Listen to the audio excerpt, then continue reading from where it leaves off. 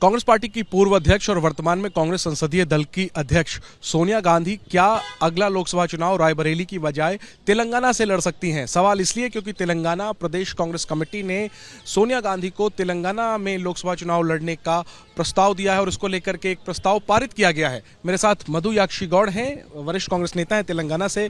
क्यों आप लोग चाहते हैं कि सोनिया जी तेलंगाना से लड़ें, और अगर ऐसा होता है तो तेलंगाना की किस सीट से उन्हें आप लोग चुनाव लड़ाना चाहते हैं? देखिए, तेलंगाना का सारा जनता कोई भी पार्टी का हो, वो मानते हैं कि सोनिया जी तेलंगाना का माता है। बिना सोनिया जी के नेतृत्व में अगर तेलंगाना नहीं बन सकता था, तो उनका ही एक निर्णय था, तो यूपीए सरकार से तेलंगाना बना दिया। तो सारा जनता चाहता है कि जब खासकर हम कांग्रेस के वर्कर सभी चाहते हैं कि बस माननीय सोनिया गांधी जी ने तेलंगाना से लड़े और तेलंगाना को रिप्रेजेंट करे, क्योंकि हम जैसा हमने कहा कि केसीआर खुद जो बीआरएस का मुख्यमंत्री थे, वो खुद पहली असेंबली में कहा कि तेलंगाना राष्ट्र जो बना वो सिर्फ सोनिया जी से, उनके ही त्याग से बना है। तो इसलिए हम सब चाहते हैं कि अगले चुनाव में वो तेलंगाना से रिप्रेजेंट करे। हमको भी सारी तेलंगाना का ख्वाब के लिए एक इच्छा है, ख्वाब है, और सभी खुशी हो जाएंगे अगर वहाँ तेलंगाना से अगले पार्लियामेंट में सोनिया जी रिप्रेजेंट करेंगे। तो क्या इसके पीछे ये भी एक मकसद है कि सोनिया गांधी के चुनाव लड़ने से तेलंगाना की जो बाकी सीटें हैं उस पर एक माहौल बनेगा कांग्रेस के फेवर में, और जिस तरीके से आप लोगों ने विधानसभा चुनाव में जीत दर्ज की, ज्यादा सीटें कांग्रेस जीत पाएगी तेलंगाना में, क्या ये भी एक वजह है?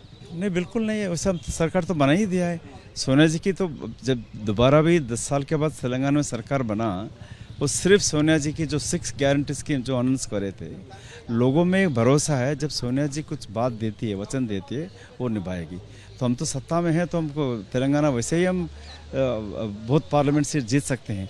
सोनिया जी के लड़ने से ज्यादा संख्या बढ़ेगी सीटों की? कोर्ट्स वैसे सोनिया जी साउथ से लड़ने से not only in Telangana, Sonia ji लड़ने से कर्नाटका, तेलंगाना, तमिलनाडु से केरला तक भी हमारा सीट बढ़ सकता है। साउथ से सारा सीट बढ़ सकते हैं, मगर तेलंगाना में खासकर हम ये चाहते हैं कि नॉट ओनली सीट बढ़ने का तो ज़रूर इफेक्ट तो ही होगा, मगर हमें खुशी होगी कि जो राष्ट्र सोनिया जी ने बनाया, उस राष्ट्र अगर वो रिप्रेजेंट करेंगे तो हमारे लिए बहुत की ज़िंदगी का बहुत सबसे खुशी की बात होगी। किस सीट से उनके चुनाव लड़ने की संभावना है? मेडक सीट के बारे में बात कही जा रही है, क्या मेडक से लड़ सकते?